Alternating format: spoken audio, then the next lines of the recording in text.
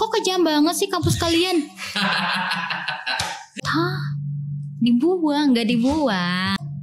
Baru pertama lihat ini. Iya, kayak emang ada ya mahasiswa ini kayak gitu di Marusman, kayak gimana kan? Kayak oh ada. Pas dibuka, ya ampun dikasih 5.000 per orang. 500.000 Iya, 5.000. Habis dapat amplop, jadi kita hitungin tuh total profit kita 3 juta lebih. Kok bukan malaikat penyambut nyawa, itu malaikat baik. Alhamdulillahnya gitu ya. Oke. Mungkin ini yang dikatakan orang peri tanpa sayap kali ya. Banget. Peri tanpa sayap.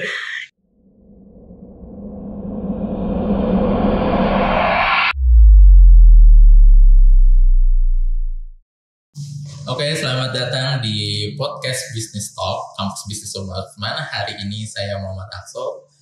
Kita akan ngobrol bareng soal bisnis challenge yang diadakan oleh Kampus Bisnis Umarusman untuk mahasiswa batch 10. Apa itu bisnis challenge? Bisnis challenge itu berangkat dari kisahnya Umar Abdurrahman bin Auf, yang dimana ketika Abdurrahman bin Auf hijrah dari Makkah ke Madinah, dengan status beliau sebagai orang kaya di Madinah itu, Abdurrahman bin Auf hanya membawa pakaian yang ia pakai.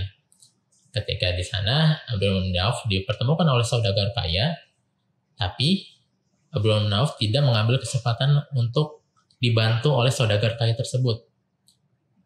Malah Abdurrahman bin Auf hanya meminta ditunjukkan di mana tempat keramaian itu berada atau pasar. Nah, dari sana Abdurrahman bin Auf melakukan berniaga. Dia menjadi seorang bisnismen lagi, yang sebelumnya emang seorang bisnismen, tapi pas hijrah itu dia hanya bermodalkan pakaian dan tahu akan pasar, tahu potensi, tahu market. Akhirnya dia mengumpulkan pundi-pundi kekayaannya lagi tanpa modal apapun dari saudagar kaya yang dia temui di Madinah. Nah, dari kisah Abdurrahman bin Auf ini juga diperkuat oleh bukunya Naval Rafikan, yang dimana soal mindset mencari uang dan menjadi orang kaya, menjadi orang kaya. Naval Rafikan bilang kalau misalnya kita sebagai orang kaya, terus kita dibuang kita dipindahkan di suatu tempat yang kita nggak tahu tempat itu di mana, dengan kita nggak dikasih apapun, tapi kalau mindset kita udah tahu caranya mencari uang, cara menjadi orang kaya, ya kekayaan itu bakal datang kembali. Nah, dari cerita ini dan diperkuat oleh buku Naval Rafikan, Business Challenge kita menjadikan wadah untuk mahasiswa Umarusman dalam hal menguji kembali soal mindset dan karakter untuk menjadi entrepreneur. Jika disandarkan dengan cerita Abdurrahman bin Auf untuk menjadi seorang entrepreneur muslim. Dari situ terciptalah agenda Business Challenge yang diberikan untuk mahasiswa Umarusman, yang dimana nanti mahasiswa Umarusman akan ditempatkan di tempat-tempat tertentu yang mereka tidak tahu di mana tempat itu, tanpa dikasih HP, tanpa dikasih dompet atau uang.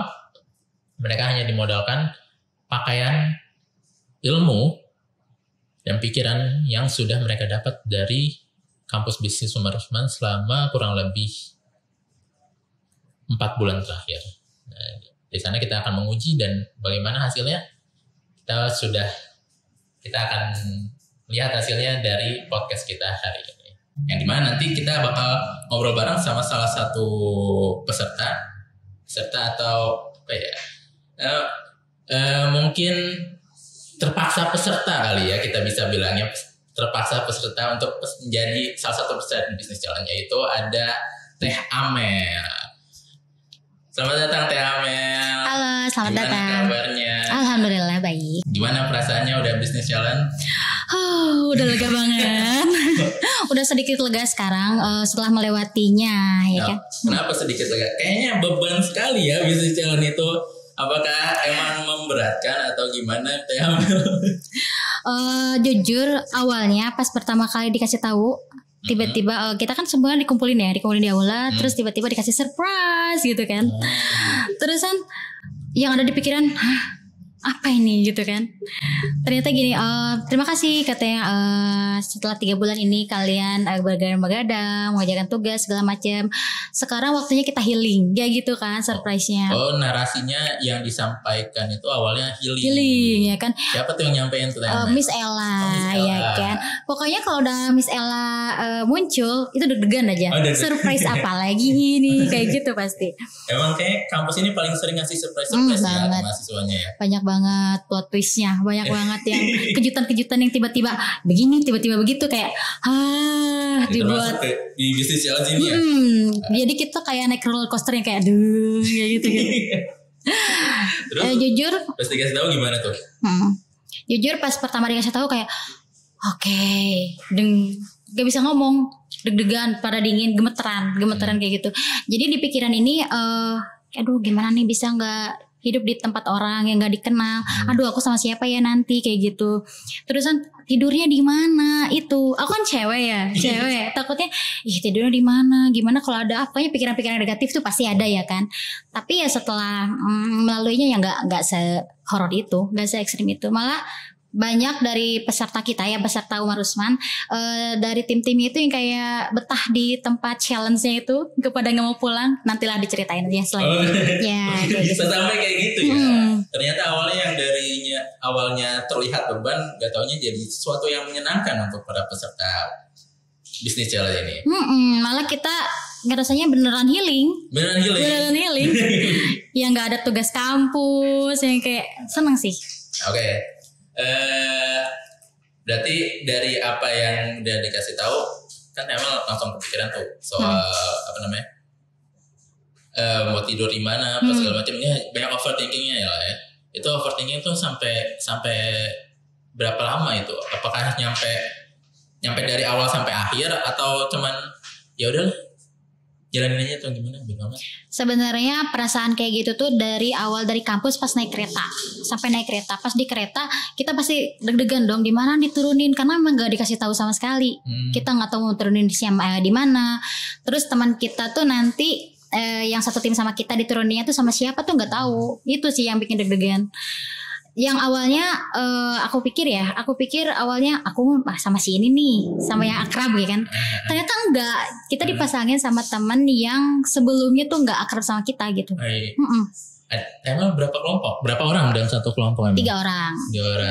Ada siapa aja tuh sama? Ada Ilmi dari Jawa Timur, terus ada Lawadi dari Sulawesi, terus dan emang belum akrab gitu kan Ilmi perempuan nih.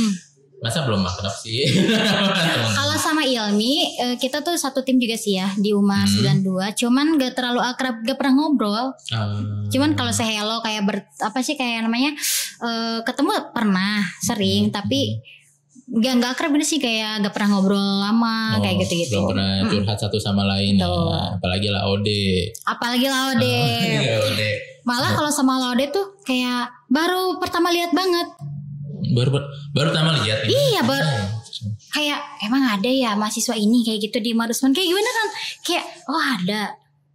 Memang serius, emang beneran belum pernah tahu dari sebelumnya. Kayaknya dia baru daftar ulang sebelum bisnis challenge itu. Jadi dia emang dia daftar ulang sebelum bisnis challenge, habis itu masuk bisnis challenge tuh ya. Nggak gitu, mungkin Laude jarang interaksi atau gimana, nggak ngerti. Dan emang belum ada kesempatan satu kelompok gitu ya. Jadi ya masih sebatas gak bilang sebatas tahu sih, orang TML aja baru tahu ada dia. Bisa tahu nggak? Tahu sih. Tahu. Soalnya pas dia interview masuk ke Marsman, saya juga yang ini. Aku juga yang itu. Nah pas di kereta kan kepikiran tuh TML keretanya, tahu nggak perjalanannya bakal pas naik kereta udah kebayang belum sebetulnya kayaknya bakal turun di sini deh, atau mungkin bakal di sini deh. Terus nanti kalau pas di kereta itu selain mikirin itu ada pikiran lain nggak selain overthinking, kekhawatiran TML di tempat, ada pikiran gue kayaknya harus kayak gini-gini nih untuk mengantisipasi kekhawatiran gue gimana? Kebetulan waktu itu kan kita memang dikasih uang sama sekali ya. Maksudnya nggak boleh bawa uang sama sekali, nggak boleh bawa HP, ATM segala macam, pokoknya nggak boleh selain surat dari kampus aja.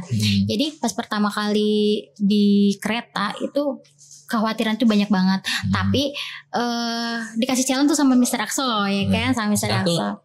Oh, Mr. Akso jangan kasih challenge. Mr. Akso yang kasih challenge ya. Kayak gini. Coba kamu latihan katanya gitu. Latihan di sini kamu ngobrol sama orang yang nggak kamu kenal. Terus kamu bisa nggak pulang ke sini bawa kopi? Gimana caranya? Oke, dari situ ya udah. Ini aku latihan kan. Kenapa disuruh latihan tuh? Soalnya biar nggak kaget banget nanti kan. Kita kan nanti diturunin di tempat orang yang nggak kita kenal. Jadi kita nggak kaget banget. Oh, udah simulasinya kayak gini lah gitu kurang lebih kan. Dan emang biar terbiasa aja ngobrol sama orang baru. Nah, emang Mr. Akso baik tuh. Walaupun ngasih challenge tapi ada niat baiknya di sana. Bener banget. Baik banget Mr. Akso emang. Terus gimana tuh challenge? Challenge dadakan yang dikasih itu? Ya diterima. Ya oke. Aku bilang ke Azki kan. Aku pikir sama Azki tadinya kan mau turun tuh. Azki ayo. Ya udah tapi aku malu. Ayo. Pokoknya ayo. Yakin aja dulu kayak gitu kan, berani aja dulu ya. Oke. Habis itu kita ke belakang, tanya ketemu sama bapak-bapak yang pakai seragam. Ya dari situ kita selling ya kan, kita ngobrol-ngobrol banyak. Ada sejam kali ya. Sejam ada nggak sih? Ada mungkin ya. Kita ngobrol kesana kesini. Akhirnya dapet tuh kopi. Dapatlah kopi. Mr. Akso kesenengan pas lihat kita bawa kopi ya kan, ketawa-ketawa beliau. Mungkin dia pikir nggak bakal bisa kali ya. Ngeremehin kan. Underestimate sekali itu Mr. Akso tuh emang. Rada-rada orang itu. Emang. Habis kayak gitu Mr. Akso kayak ketawa kaget, ketawa surprise, apa ketawa kayak gimana gak ngerti, apa ngeledek gak ngerti ya. Pokoknya dia ngekak aja ketawa ngeliat kita bawa kopi. Nah habis itu gini, Mr. Akso juga ngasih challenge lagi tuh setelah kita bawa kopi. Kata Mr. Akso kayak gini, oke, udah berhasil nih, gimana caranya ini kopi jadiin duit. Kayak gitu. Kecil kayaknya ya. Oke lah kayak gitu ya udah kayak gini. Ya udah Mr. Akso kan kasihan nih Mister, dari tadi kan nahan ngantuk nih. Takutnya kebuat ketiduran. Kalau ketiduran kan nanti bingung nurunin kita, nanti kelewat ya kan. Pas mau nurunin kita kelewat ya kan tempatnya. Ya udah Mister beli aja nih kopinya. Ya udah akhirnya sama Mister Akso dibeli dengan harga 30 juta waktu itu ya kan. 30 juta. Memang. Banyak sekali dia membayar segelas kopi 30 juta. Nah akhirnya yang uang 30.000 itu dibagi dua sama Azki. Nah kita punya bekal nih 15.000. Jadi berawal dari 15.000 ini kita bertahan hidup selama 4 hari. Oke, dari 15.000. Sebelum 15.000 gak ada apa-apa tuh. ATM kagak ada, dompet kagak ada, apa boro-boro. Yang modalnya cuman pakaian yang dipakai sama apa tembak. Kira-kira modal yakin sama Allah sih. Yakin sama Allah. Yang penting yakin. Kalau kata ibu-ibu Jawa tuh, ibu-ibu Jawa, sing penting yakin jangan. Sing penting yakin. Yakin dulu aja. Oke, berarti dari latihan itu udah mulai panas lah ya. Udah mulai terbiasa lah untuk ngobrol. Nah Amel abis itu kan mulai dipasang-pasangin tuh sama 2 orang bestinya ya. Sekarang udah jadi bestie dong. Kan udah kenal. Udah nerima pahit-pahitnya sih. Manis pahitnya ya di sana. Nah Teh Amel tuh turun di mana tuh?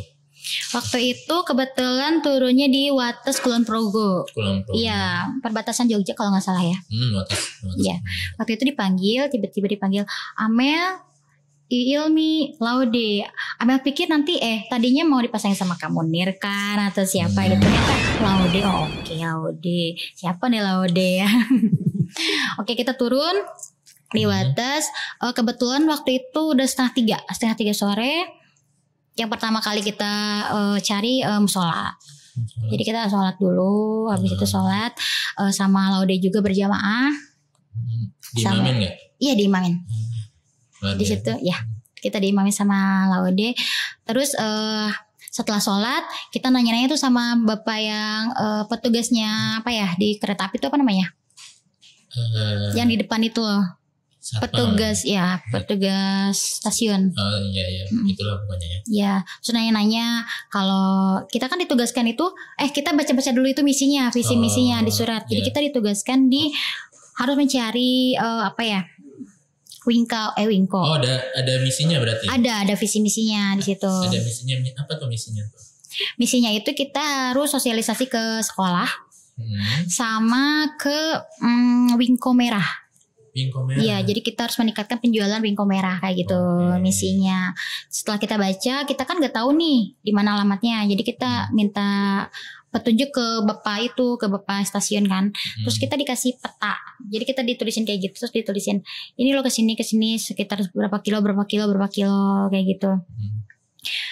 Karena kebetulan hari itu udah 2:30, jadi gak mungkin dong kita langsung ke sekolah ya, ke sekolah dulu. Jadi kita yang ini aja dulu, berarti kita ke Wingko aja dulu. Nah, habis itu kita jalan kaki lah ke tempat Wingko itu, dan lumayan jauh sih. Berapa kilo tuh? Kurang tahu berapa kilonya, ada 2 kilo lebih mungkin ya. 2 kilo ya lumayan berkeringat lah ya. Udah makan belum kondisinya tuh di situ? Udah dong, kan di kereta dikasih makan dulu tuh. Alhamdulillah masih dikasih makan ya. Dikasih makannya kita 2 kali ya kalau nggak salah. 2 kali. Terus kita dikasih bekal Aqua 222, jadi kita 6 jumlahnya. Terus dikasih peralatan-peralatan yang lainnya kayak jas hujan dan lain-lain kayak gitu. Habis itu turun ke masjid. Ke masjid sholat berjamaah. Habis itu baru nyari Wingko. Ada cerita juga nih di Wingko. Gimana tuh ceritanya tuh? Jadi kita nggak langsung diterima sebenarnya. Mungkin ibu sama bapaknya yang di situ, yang penjaganya di situ, yang jadi bukan ibunya yang ada di tokonya, tapi pegawainya, karyawannya, ya laki-laki dan perempuan, ibu bapak. Terus beliau mereka mungkin kaget ya, ada orang asing tiba-tiba ke situ minta pekerjaan. Ya kan, boleh nggak saya membantu? Kaget lah mereka. Aduh maaf, katanya saya belum bisa ngasih keputusan, soalnya saya di sini karyawan. Gimana kalau minta izin langsung ke ibu? Terus beliaunya tuh kan nggak SMS ibunya, nge-WA ibunya. Itu lama banget, slow respon banget, nggak langsung direspon. Dan cuma dibaca doang. Ini ibunya udah baca, tapi belum ada jawaban. Ya udah, tapi karena hari itu udah sore, terus mikir juga, aduh nanti gimana kalau kemalaman, kita mau kayak gimana, misi kita belum ada yang selesai belum ada yang selesai sama sekali kan. Nah dari situ ya udah, gimana Bu kalau kita ke rumah ibu aja. Ibu sama bapak karyawan itu belum ngasih juga karena takut mungkin ya tiba-tiba minta alamat ibunya. Tapi setelah kita yakinkan, setelah kita kasih tahu baik-baik, terus kita liatin surat dari sini ya, dari kampus, surat pengantar, baru beliaunya mau ngasih tahu, ya udah langsung ke rumah ibu aja di alamat ini. Tapi kebetulan jarak dari si toko bapia ke rumah ibu itu jauh banget, dan kita nggak mungkin jalan kaki. Dari situ kita mikir, aku kan masih ada 15.000 yang tadi, yang modal tadi. Gimana caranya kita mendapatkan uang nih buat ongkos ke sana? Ya udah, akhirnya kita sepakat, Laude, Ilmi sama aku sepakat buat ngejual perbekalan kita, kayak yang air minum yang 6 botol itu kita jual 10.000-an satu, jadi dapat 60.000 ya. Terus jas hujannya kita jual juga 10.000-an. Dia dijual, alhamdulillah nggak musim hujan. Nggak musim hujan. Padahal itu untuk antisipasi tuh, biar nggak kehujanan. Bener, alhamdulillah cerah banget sih hari itu. Iya bener. Sayang nih dijual. Sayang banget, mending kita uangkan ya kan. Ya udah, akhirnya kita jual lah itu. Kita dapat lah sama pokoknya 60.000 ditambah 70.000, 85.000 punya uang cash. Itu berapa menit untuk dapat 85.000 itu? Sat kita tuh. Sat kita mah. Berangkat itu jam berapa berangkat ke rumah ibunya? Pokoknya jam 4:30 udah di rumah ibu. 4:30? Iya. Sholat asar. Iya. Ngobrol, datang dulu ke Wingko. Itu mungkin nyampe jam 4 kali ya? Jam 4 ya? Enggak. Kan setengah 4. Habis itu ngobrol nunggu 30 menit. Karena gak ada hasil, 30 menit kemudian jualan itu. Jualan itu satu aja. Termasuk sama bapak itunya dibeli sama bapak stasiun karena kasihan mungkin ya.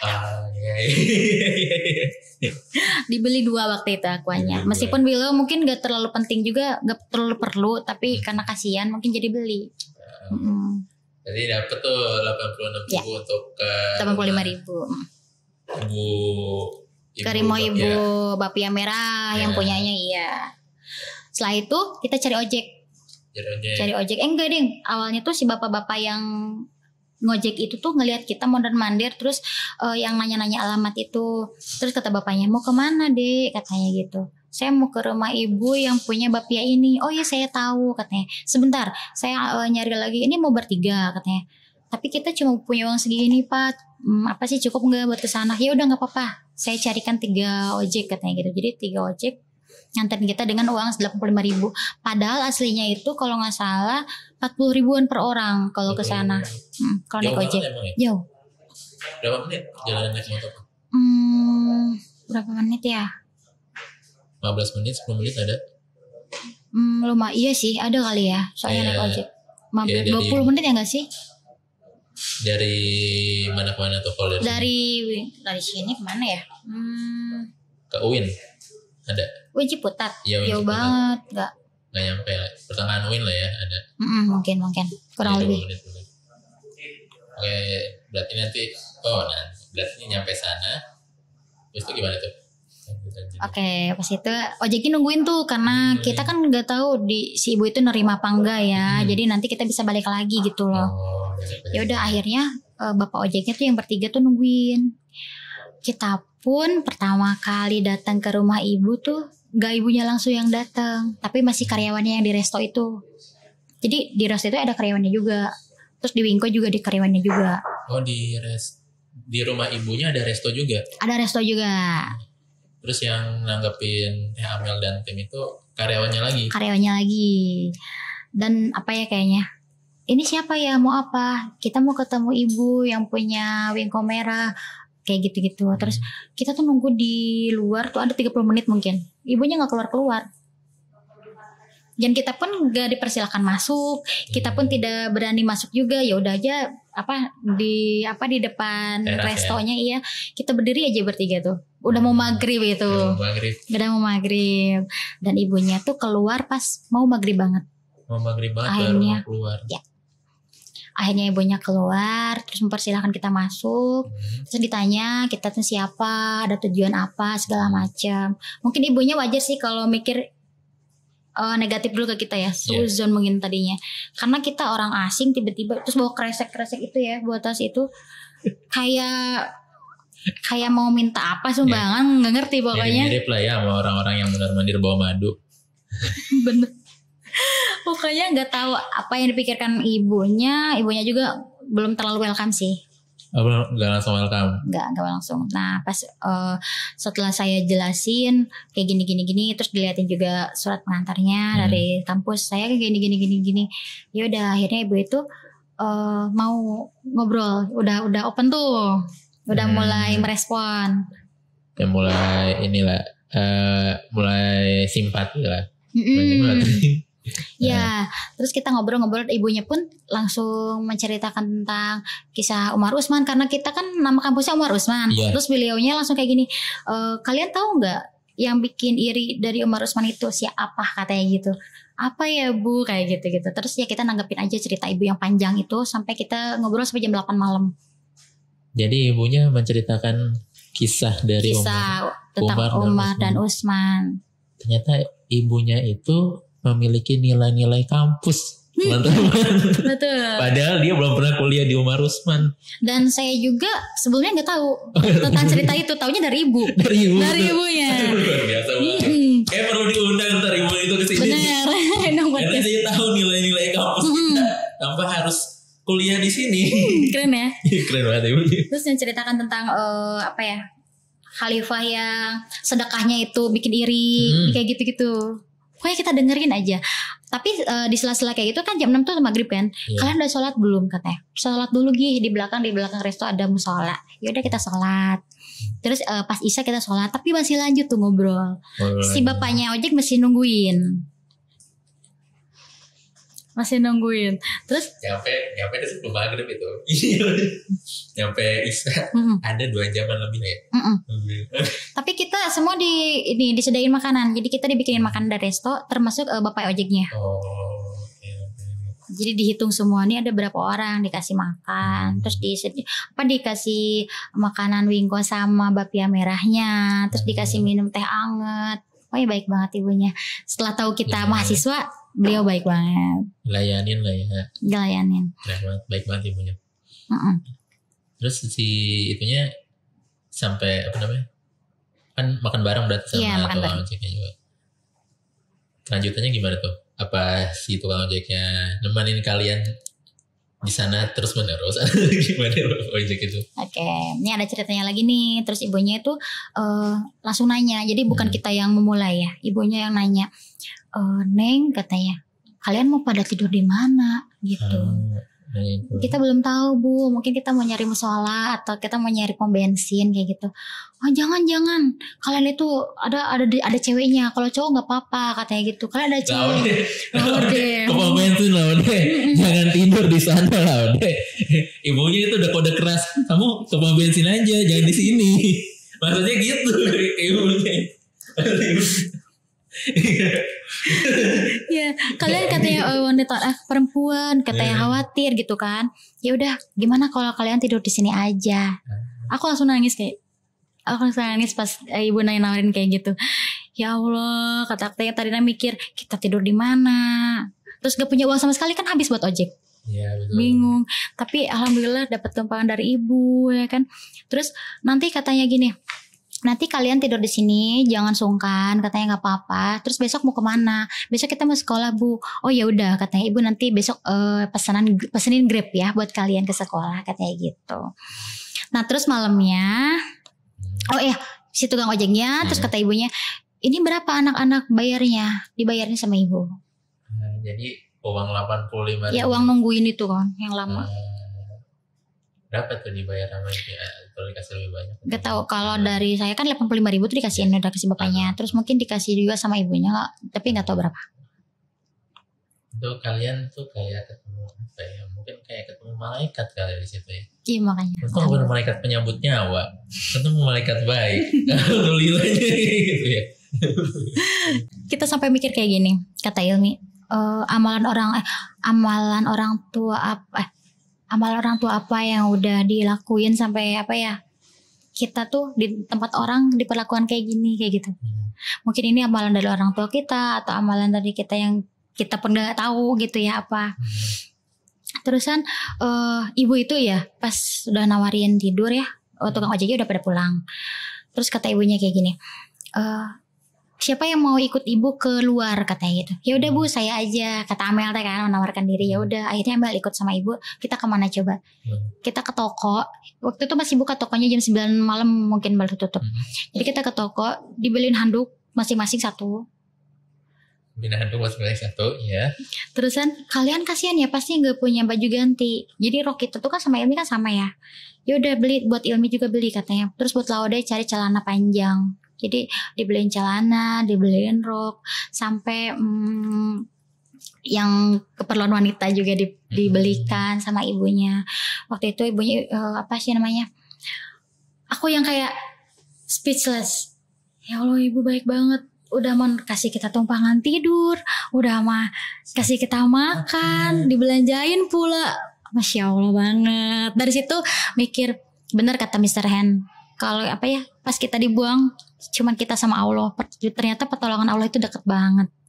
Itu Masya Allah banget. Itu kayak percaya gak percaya, tapi emang itu yang apa yang kejadian sama kita gitu. Gampang banget ya dibantu.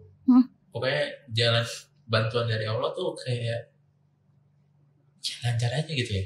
Kayak dipermudah banget. Makanya pas di challenge ini pas ditanyain kalian ngalamin hal apa? Ya gimana, kita terlalu bahagia di sana. Bingung. Mau nyeritain apa, bingung, serius. Ilmi juga kayak tadinya kita mikirnya kita mau tidur di mana ya. Terus mikirnya mau di pom bensin atau di masjid gitu ya. Ternyata kita tidur di kasur yang empuk. Di rumah ibu itu coba.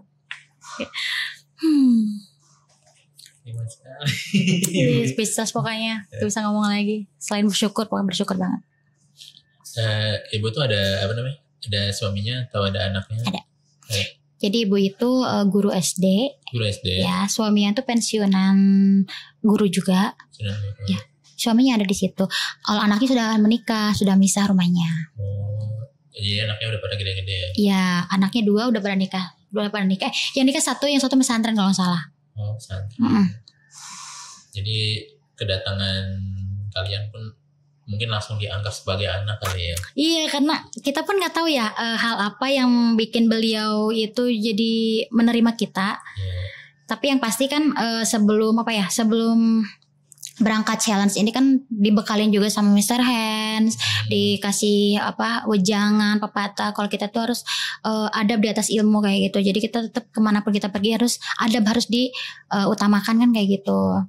Jangan sampai kita di rumah orang tuh kayak gak tahu diri kayak gitu loh. Jadi aku sama Laude juga meskipun di sana ada ada bibinya, ada pembantunya, tapi Laude tuh cuci piring, kita tuh beres-beres, kita bantuin di pabriknya juga, kayak produksi segala macam kita bantuin kayak gitu. Jadi kita nggak leha-leha.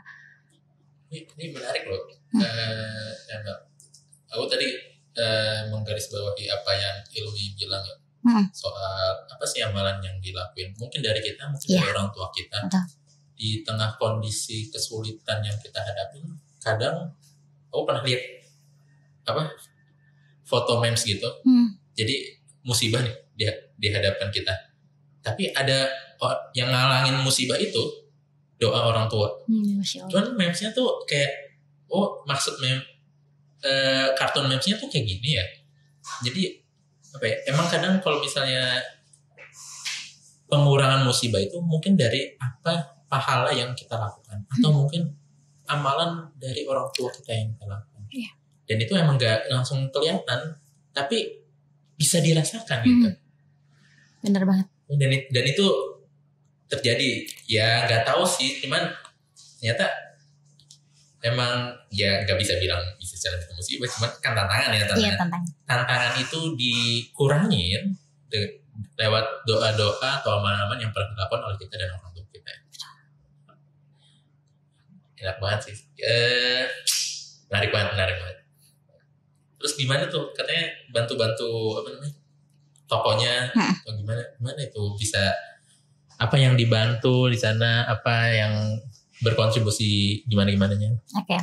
Jadi setelah semalaman kita istirahat, pagi-paginya ibunya jadi kita tuh gini, nanti jam 3 kita bangun ya, kita tahajud. Jadi kita bertiga udah janjian tuh. Nanti jam 3 kita pasang alarm. Kita pasang alarm. Gak ada HP ya? Gak ada HP, lupa. Sorry. Ya kan ada yang nyembunyiin HP. Gak ada. Gak ada. Jam 3 kita bangun, mau tahajud. Oke. Kita bangun ya. Jadi siapa dulu yang bangunin teman-temannya. Oke. Tapi kita kebablasan. Aduh. Kita subuh baru bangun. Ya Allah, maafkan. Mungkin karena kecapean ya, Mister ya. Maafkan. Jadi kita kecapean banget. Tapi niat itu udah satu pahala loh. Tapi kita udah niat loh sebelumnya. Iya, pas mau tidur. Udah satu. Alhamdulillah lah dapat satu pahala. Karena mungkin kecapean di jalan setelah seharian kemarinnya itu kita jalan kaki segala macem. Jadi beneran ketiduran. Subuh pas ibunya bangun gini, Nana bangun subuh, ibunya yang bangunin, malu banget. Nana bangun, itu katanya kalau mau sarapan ibu sudah siapin teh ya sama rotinya tuh di meja makan, katanya kayak gitu. Oke. Mungkin ini yang dikatakan orang peri tanpa sayap kali ya. Banget. Ini kayak kita bangun nih, malu banget loh, ini tempat orang. Yaudah cepet-cepet kita bangun kan, cepet-cepet kita bangun, kita mandi, sholat, setelah itu sarapan, terus bilang ke ibu, pagi ini kita mau ke sekolah. Akhirnya sama ibunya dipesenin Grab.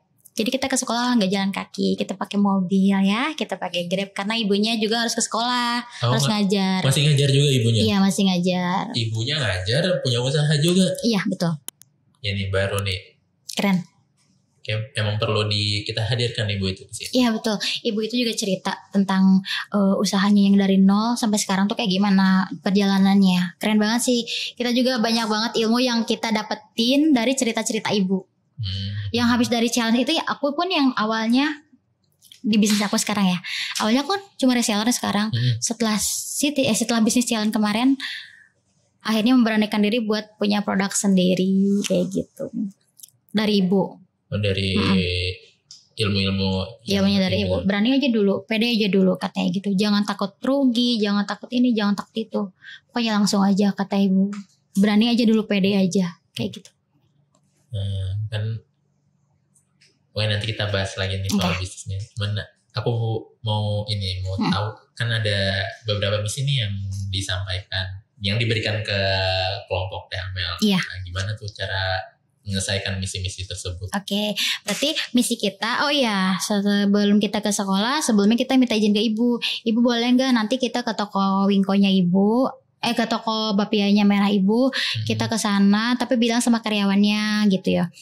Terus ibunya bilang sama karyawannya, akhirnya kita diterima tuh di Bapia Merah yang awalnya ibunya yang kemarin gak ngizinin, sekarang ngizinin kita buat ikut produksi segala macam itu setelah menyelesaikan misi ke sekolah. Jadi paginya kita datang ke sekolah Man 1 Kulon Progo ya. Man 1 Kulon Progo, kita masuk, kita minta izin ke stafnya.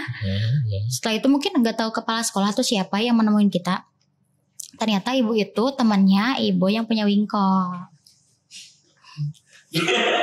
Dunia itu sempit sekali. Betul. Tapi kenapa ya? Gak ngerti.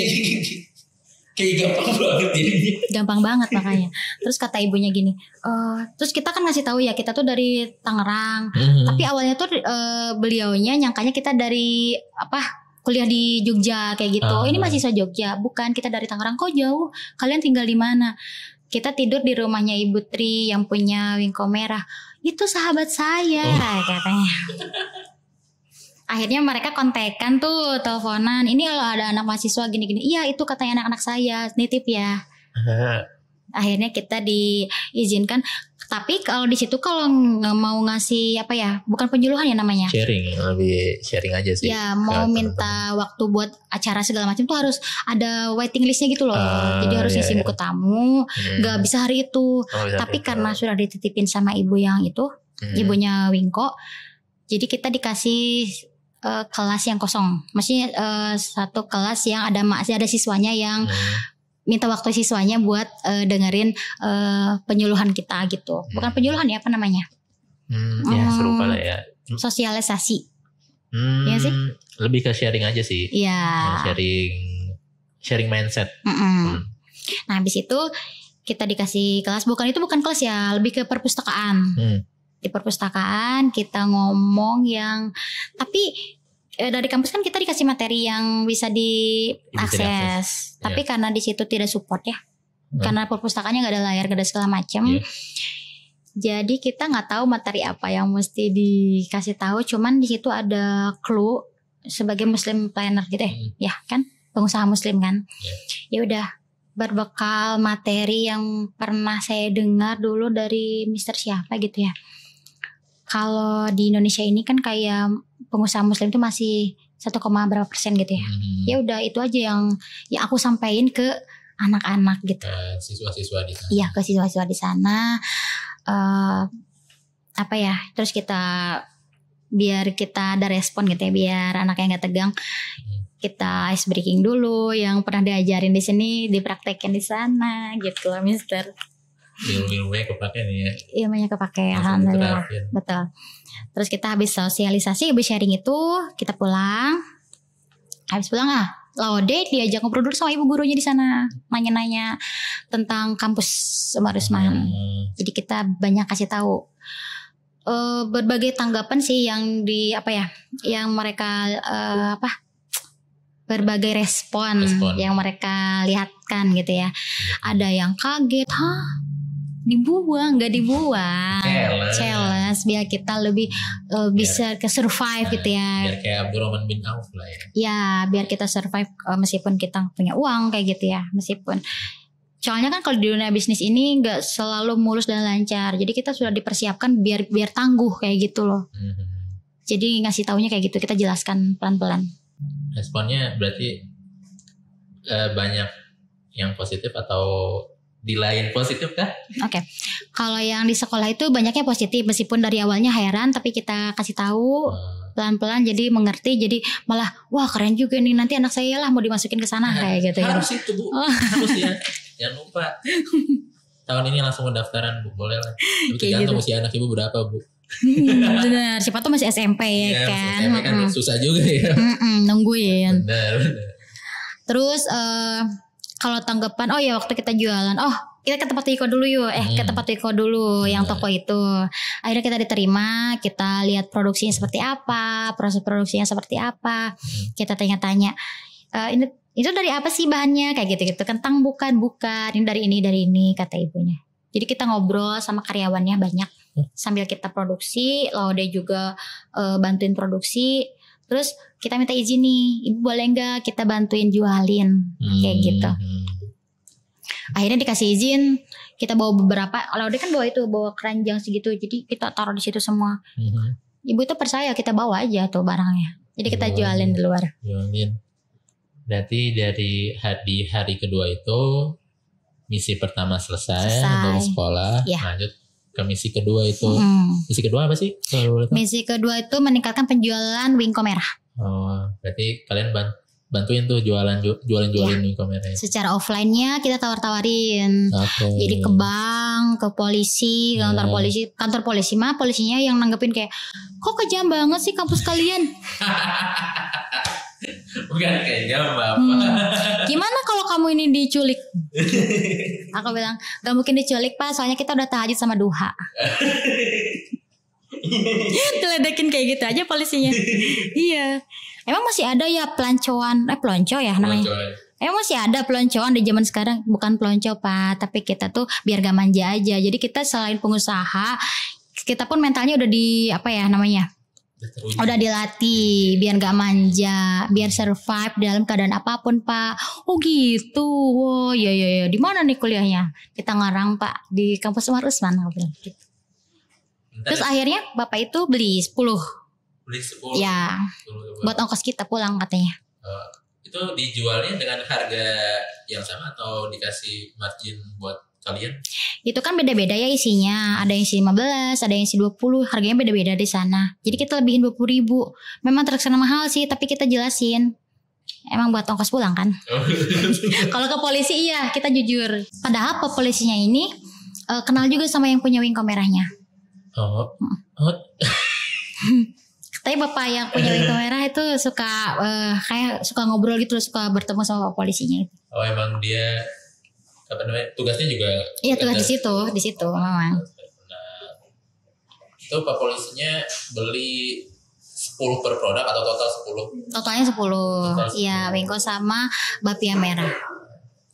Berarti ke polisi, terus habis ke polisi ke? Nah habis dari situ terus kita jualan di lampu merah juga, ngabisin yang di gerobak yang di bawah Laude. Banyak tuh? Banyak jual lampu merah? Banyak. Padahal harganya dinaikin 20.000. Dinaikin 20.000. Iya. Ya ada penolakan juga ada, tapi kita gak menyerah gitu loh. Pokoknya kita kan niatnya kayak gini. Niatnya itu kita mau meningkatkan penjualannya si ibu. Gimana caranya? Jadi kita emang ada kayak ada support system gitu loh. Jadi kita pada semangat gitu kata Izmi. Ya udah ayo pokoknya kita jangan nyerah. Beberapa kali ditolak, kita terus tawarin lagi kayak gitu. Nah ya, pas walaupun ditolak mah tetap aja usaha. Terus itu kita pulang ke tempat ibu, karena udah sore kan. Bukan jam 2 ya, sekitar jam 2 siang. Kebetulan di situ lagi ada acara tuh di restonya ibu, banyak banget mobilnya. Ya, acara kantor-kantor gitulah ya. Iya, kayak instansi gitu bukan? Gak tau pemilihan apa, pokoknya kayak pemilu gitu loh. Oh, persiapan 2024. Bukan pemilu. Bukan dari Fulan calon presiden. Bukan. Pemilihan ini loh, pemilihan bagian keuangan ini kayak gitu-gitu apa. Iya. Ya mungkin di strukturalnya kali ya. Pokoknya gitulah. Kayak gitulah pokoknya. Ya udah, kita inisiatif dong, kata aku gini. Laude sama Ilmi, gimana kalau kita jualan juga ke tamu-tamu resto, kita tawar-tawarin kayak gitu. Udah mau tahu dong teh gimana cara nawarinnya. Yuk kata tawarin.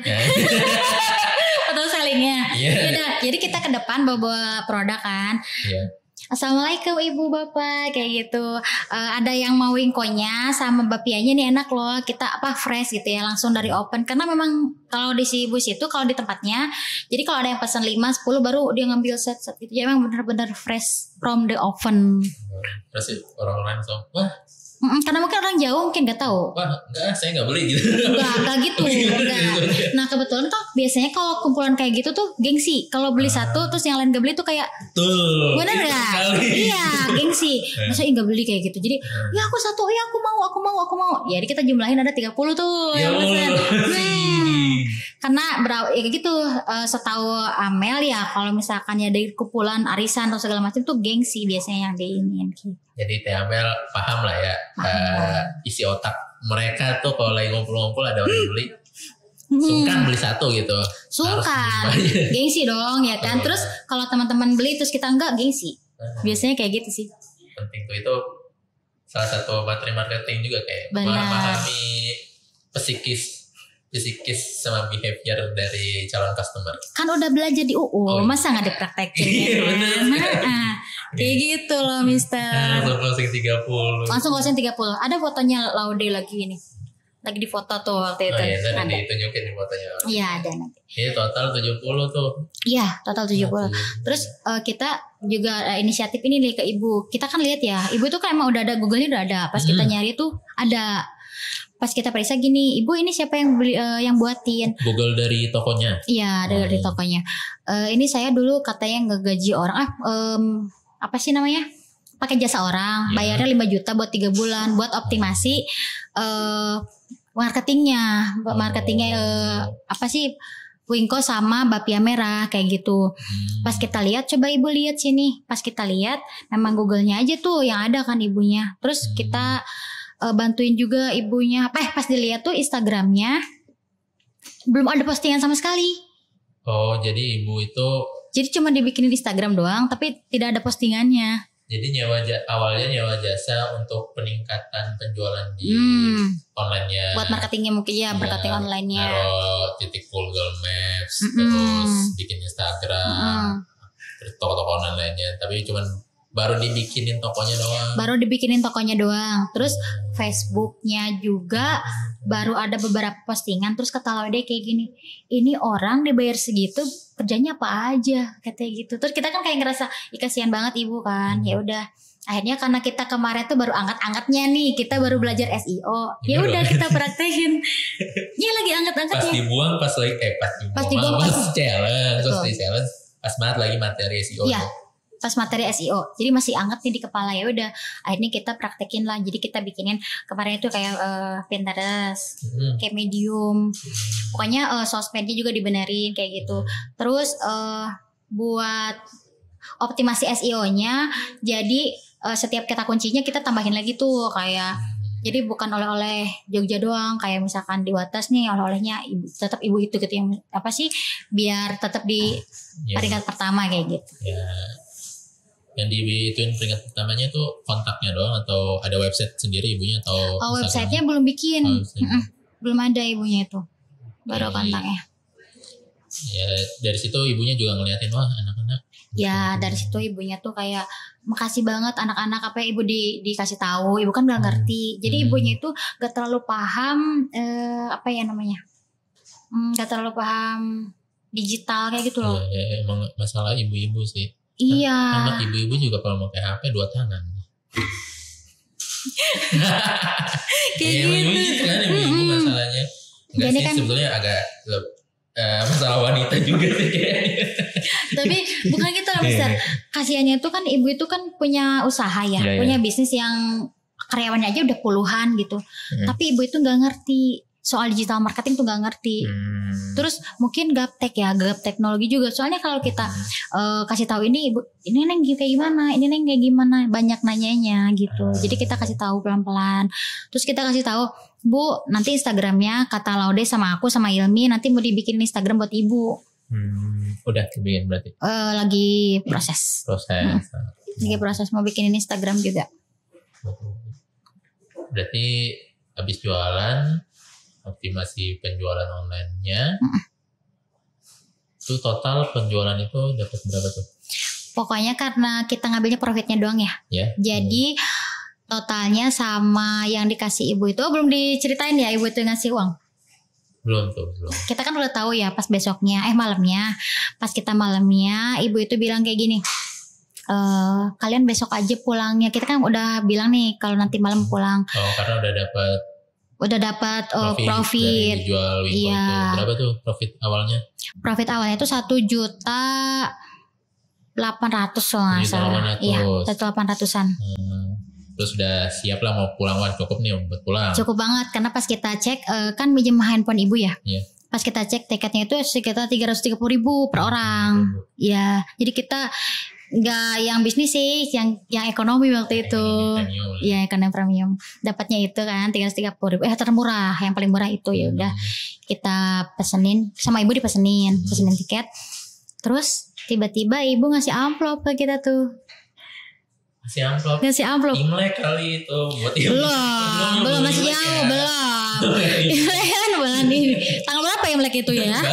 Baru kemarin. Kita udah lama. Oh iya. Kita udah lama, Mister. Ya Allah. Bukan Imlek. Ngasih amplop lah. Kita pikir amplop itu buat bertiga. Ternyata tuh ada namanya. Ini Amel, Laude sama Ilmi. Katanya surat misi lagi. Kita deg-degan ya, takutnya surat misi lagi, challenge lagi nih. Bener. Pas dibuka, ya ampun dikasih 5.000 per orang. 500.000 per orang? Iya, 5.000. Buat ibu itu sedikit karena apa ya? Karena mungkin dulu beliau sudah membayar orang apa yang buat bantuin beliau yang buat marketing online kan sekitar 5 jutaan tuh 3 bulan. Jadi, tapi buat kita itu gede banget. Ya sih. Gede sih itu. Gede banget. Kita aja kaget ya, kayak gak nyangka. Hah, ini beneran? Masya Allah, udah dikasih tempangan tidur, dibelanjain, dikasih uang pula coba Mister. Dikasih relasi buat ke sekolah. Dikasih relasi juga. Pokoknya banyak banget kemudahan, terus banyak banget. Pokoknya kita sampai semalaman tuh ya sama Ilmi sama Laude kayak merenung. Merenung. Apa yang kalian renung itu apa? Apa ya? Kayak ya Allah, apa ya, pertolongan Allah tuh deket banget. Kita yang awalnya mikir challenge itu horor, menakutkan, apa ya, setelah dijalanin, Masya Allah banget, pertolongan Allah tuh dekat banget. Terus kita dimudahkan, semuanya dilancarkan. Gak ada tuh kita ngalamin kayak apa ya, kayak orang-orang kesulitan kayak gimana-gimana tuh gak ada loh Mister. Alhamdulillah banget. Nyaman-nyaman aja ya.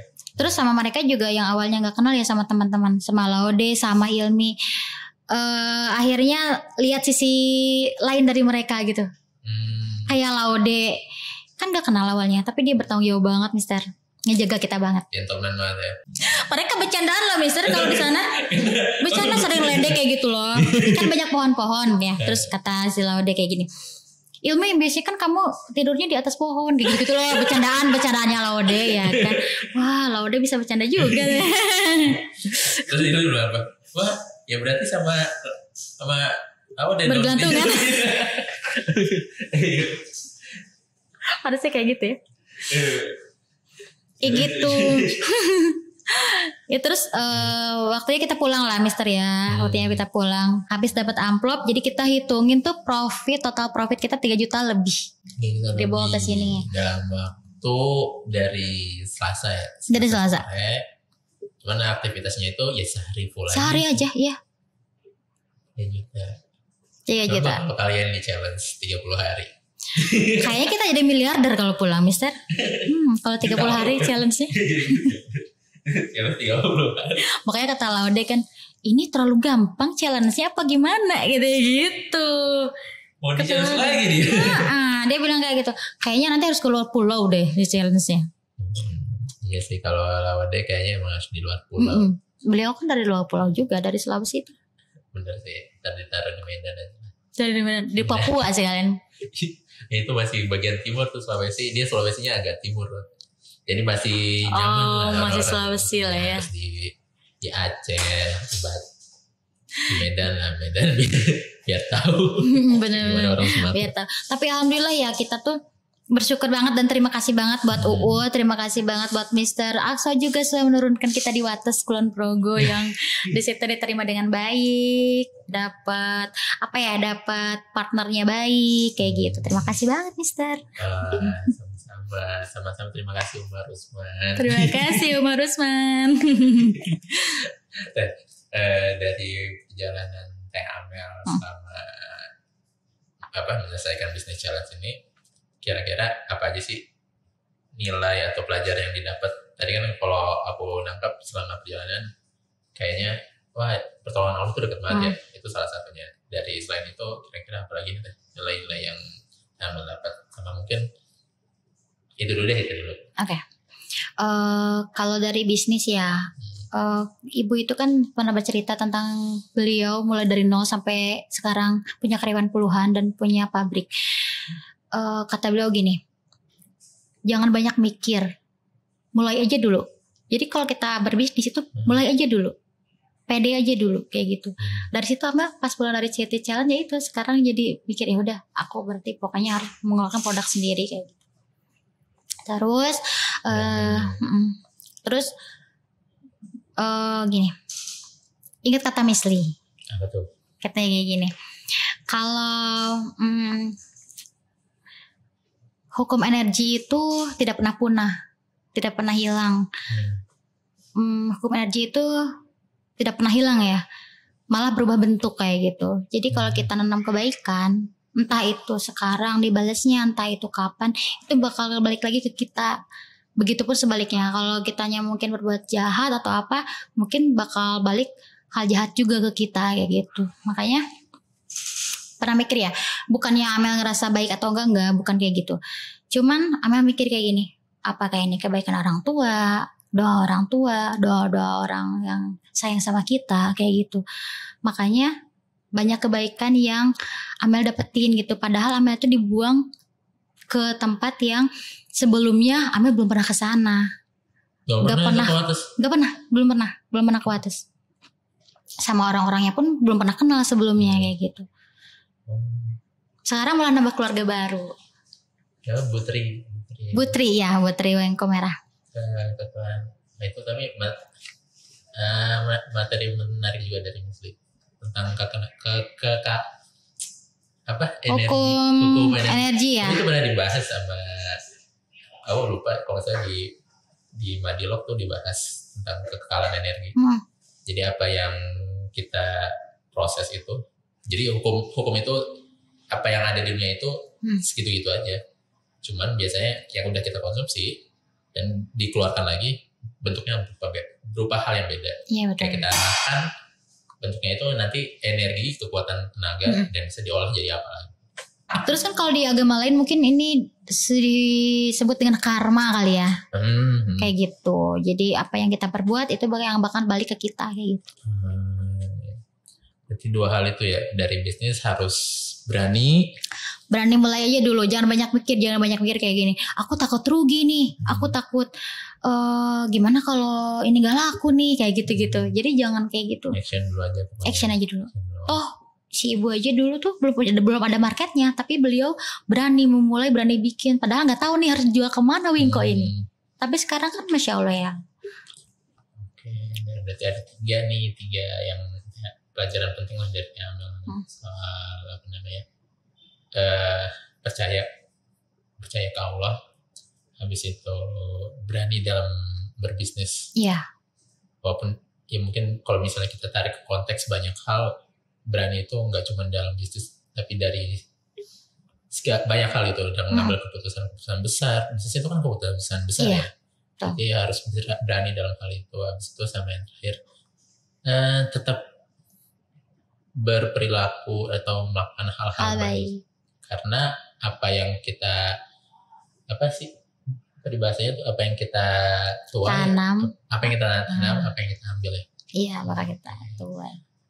Keren banget emang Amel ya. Wah, Miss Arso juga keren. Aku mau nanya lagi Amel. Tadi kan soal nilai-nilai yang didapat nih menurut Amel, apa aja sih mungkin dari skill atau mindset dan karakter yang dibutuhkan untuk untuk menjadi seorang entrepreneur Muslim. Kan kalau misalnya kita ngambil challenge ini kan karena ngambil dari kisahnya Abdul Rahman gitu ya. Nah, seorang entrepreneur Muslim dari zaman Rasul yang men-challenge dirinya sendiri untuk datang ke pasar, ya dia cuma pakai kaos doang, nggak bawa apa-apa lagi.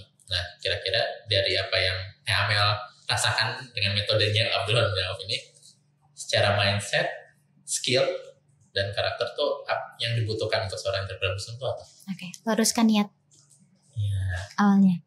Terus sebenarnya kalau kita kemanapun kita pergi ya gitu, kalau niatnya kita udah baik, insya Allah bakal lancar aja gitu. Terus skill bicara juga perlu ya. Terus adab juga perlu. Adab juga perlu. Karena kalau kita ke tempat orang tiba-tiba kita peteng gitu ya, atau kurang sopan. Ya mana orang respect ke kita kan, mana orang respect ke kita. Kalau kita yang mungkin adab kita menunjukkan kita baik, berakhlak baik, insya Allah mungkin bakal diterima dengan baik juga ya. Terus kenapa dipermudah? Selain adab juga ternyata memang kita juga harus, skill kita juga harus diasah loh. Misalkan gini, kalau misal di kampus nih, ya beneran harus belajar. Jadi kalau ke kampus itu bukan cuma datang doang, duduk, ngantuk, pulang kayak gitu loh, ngerti gak? Iya. Gitu. Jadi beneran harus diserap tuh ilmunya tuh di kampus, bener-bener belajar kayak gitu. Karena memang ternyata kepake banget pas kita dibuang tuh. Kalau kita nggak bisa apa-apa, bingung, gue mau ngapain kayak gitu pasti. Tapi kalau kita sedikit aja ada ilmunya gitu ya, sedikit punya ilmu, kita insya Allah nggak perlu khawatir gitu ya. Udah kita praktekin aja apa yang kita bisa kayak gitu. Keren ya, Man. Niat, nama soal niat, kuatkan niat, luruskan niat. Habis itu skill komunikasi penting banget. Adab juga sama punya ilmu. Memang itu jadi mungkin teman-teman yang nonton kalau misalnya ngerasa modal terpenting itu uang dalam berbisnis, kurang tepat sih. Tapi ya karena menurut Teh Amel sendiri yang paling penting itu ya soal kemampuan, soal ilmu, soal cara berpikir itu lebih penting dibandingkan uang itu sendiri. Karena dari apa yang ada dalam pikiran itu bisa kita realisasikan dan bisa menghasilkan. Iya. Coba kalau misalnya kita nggak ada pikiran ya, tidak ada kemampuan gitu. Tidak ada kemampuan, tidak ilmu, tidak ada, tidak tahu apa skill kemampuan apa yang harus dijual atau tidak tahu caranya nyari uang. Itu kan isi kepala dulu ya. Benar. Investasi bahu ke atas tuh perlu. Kalau misalnya kita nggak melakukan hal itu, ya percuma aja dengan uang yang ada. Mau dikasih uang 100 juta, 200 juta, ya nggak tahu juga untuk dioptimalkan itu kayak gimana. Kayaknya isi kepala itu lebih penting dibandingkan modal itu sendiri. Benar banget. Oke, Teh Amel, wah banyak banget nih pelajaran yang diambil hari ini, bahkan dari orang yang men-challenge sendiri jadi belajar sebetulnya. Dia belajar ke Teh Amel nih. Terakhir nih Teh Amel. Okay. Kira-kira tips and trick lah buat teman-teman yang sedang berjuang untuk jadi seorang entrepreneur muslim dari Teh Amel. Kira-kira apa ya? Jadi apa yang udah Teh Amel rasakan menjadi seorang Abdurrahman bin Auf, mencari profit, menjual kemampuan, cari uang dengan jual jangan jualan produk. Kira-kira apa nih tips and trick buat teman-teman yang sedang berjuang? Oke. Kalau Amel ngambil dari ucapannya Mr. Aksa ya. Apa tuh? Jadi pedagang dan pembisnis itu berbeda. Kalau pedagang ya kita jualan laku dapat duit ya udah kayak gitu. Tapi kalau pembisnis lebih dari itu. Benar nggak? Jadi kita ngasih sesuatu buat orang lain kayak gitu. Sesuatu untuk orang lain. Kasih sesuatu buat orang lain tuh kayak kita ngasih apa Mister? Kata Mister itu ingat nggak sih? Nah, aku mau tahu dari tahu. Jadi ngasih sesuatu yang berguna buat orang lain. Ya kayak gitu. Jadi bukan cuma dapat uang gitu loh. Toh Amel juga waktu pertama kali ke si ibu itu nggak ada kepikiran buatnya aku harus mendapatkan uang nih, dapat uang, nggak kayak gitu. Jadi awalnya yang kasihan itu ya ibunya yang SEO-nya kok gini kayak gitu loh. Terus komersialnya kayak gini. Memang berawal dari situ. Jadi bukan pokoknya bukan duit nggak kayak gitu, kayak gitu lah Mister. Jangan berpikir soal apa yang kita dapat, tapi apa yang kita beri. Iya. Makanya yang ditawarkan itu bisnis itu bukan cuma soal duit, tapi soal berbagi. Yang berbaginya itu berbagi soal value. Kalau yang lakukan yang terbaik aja dulu kayak gitu loh Mister. Iya betul. Lakukan yang terbaik aja dulu kayak gitu. Terus kalau misalkan apa ya, menurut Amel pribadi ya itu, kalau kita mau memulai bisnis jangan banyak mikir gitu, action aja langsung, jangan takut rugi, jangan takut apa gitu. Itu sih kata Ibu Tri seperti Tapi aku itu. juga tertampar sih dengar omongan itu. Iya, aku orangnya nggak tahu sih, emang nggak tahu overthinking, nggak tahu banyak pikiran, nggak tahu apa. Cuman Banyak takutnya. kayak harus di Challenge mau. wah sama. Boleh sih. Ya udah nanti kita dengan senang challenge hati setengah loh. jam. Dengan senang hati kalau misalnya kan. Jadi tadi tipsnya untuk brand action, Jangan mikir akhirnya dulu kayak gitu. Lakukan yang terbaik aja dulu. lakukan dulu yang terbaik. Konsepnya jangan berdagang doang, tapi emang pure berbisnis. Terus kalau buat yang lagi kuliah nih ya, maksudnya jangan cuma datang, duduk, ngantuk, jajan, pulang. Ngapain? Kayak gitu. Justru pas kita di challenge ini baru kerasa loh. Kalau aku nggak bisa ngapa-ngapain, nggak tahu apa-apa ya, bingung, kebingungan sendiri. Kayak gitu misal.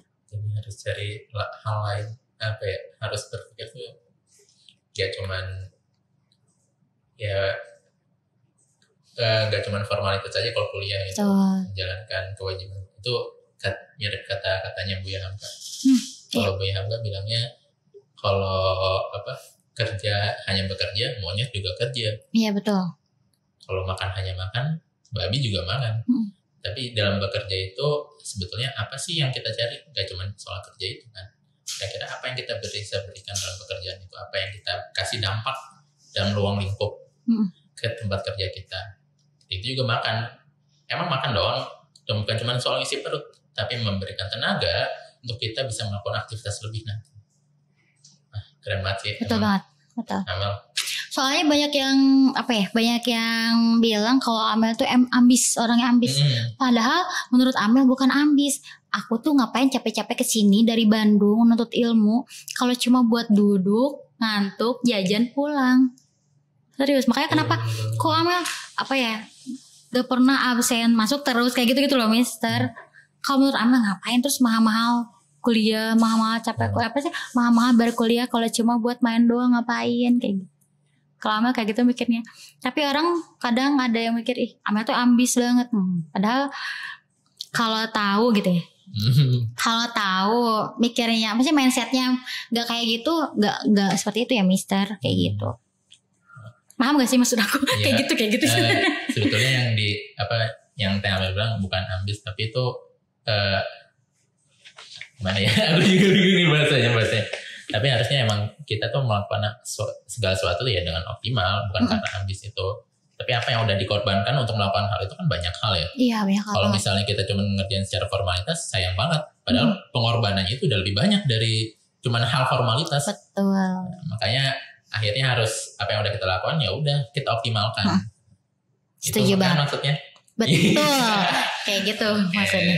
Oke Amel, terima kasih banyak atas bincang-bincang kita hari ini. Wah, sudah lama sekali kita udah bincang dari jam 11. Ini wah banyak banget sih hal yang bisa diambil dari perjalanan bisnis challenge Amel ini, mulai dari soal bisnisnya, soal hubungan Amel dengan Allah, terus soal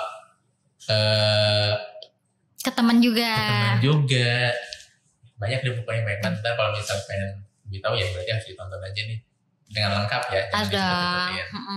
Jangan di skip.